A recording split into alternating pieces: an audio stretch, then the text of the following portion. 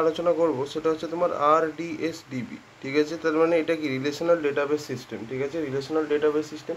তো বেসিক্যালি তোমার যেটা AWS সার্ভিস আছে, অ্যামাজন ওয়েব সার্ভিস আছে, এ তোমাকে কিন্তু ডেটাবেস সিস্টেমও মানে একটা ডেটাবেসও প্রোভাইড করে দেয়, ঠিক আছে। AWS তোমায় কী করে না, ইট প্রোভাইডস এ ডেটাবেস। এই ডেটাবেসে তুমি কী করছো, তোমার যে সফটওয়্যার আছে বা যে অ্যাপ্লিকেশান আছে, ওখানে যে ইউজাররা রেজিস্টার করছে বা ওরা যা কাজকর্ম করছে, ওদের সব ডেটা, ওদের ইমেল আইডি, পাসওয়ার্ড যা সব আছে, সেগুলো সব তুমি একটা ডেটাবেসের মধ্যে তৈরি স্টোর করছো, যেগুলো তোমার সফটওয়্যারে কাজে লাগতে পারে, ঠিক আছে।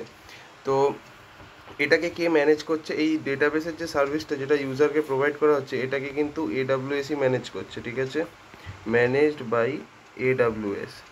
এবার নেক্সট হচ্ছে যে AWS কিন্তু বিভিন্ন টাইপের ডেটাবেস ইঞ্জিন অফার করে, ঠিক আছে, আমি লিখে দিচ্ছি, AWS offers multiple database engines, বিভিন্ন রকমের ডেটাবেস ইঞ্জিন অফার করে। বিকজ দেখো, অনেকে আছে যারা তোমার MySQL কোড লিখে অভ্যস্ত, মানে কোয়ারি লিখে অভ্যস্ত, অনেকে আছে PostgreSQL কোয়ারি লিখে অভ্যস্ত, অনেকে আছে NoSQL মানে without doing any SQL query, মানে ওরকম টাইপের জিনিস ইউজ করে অভ্যস্ত। তো ওরা সবই দিয়ে দেয়, যেমন ফর এক্সাম্পল ধরো MySQL সার্ভিস ওরা মানে দেয়, তারপর তোমার PostgreSQL সার্ভিসও দেয়, ওরাকেলটা দেয় না, বিকজ ওটা হচ্ছে তোমার আর কি ওরাকেলের আন্ডারে, ঠিক না, ওরাকেল এসকিউএলও দেয়, sorry I was wrong, Oracle এসকিউএলও দেয়, ঠিক আছে।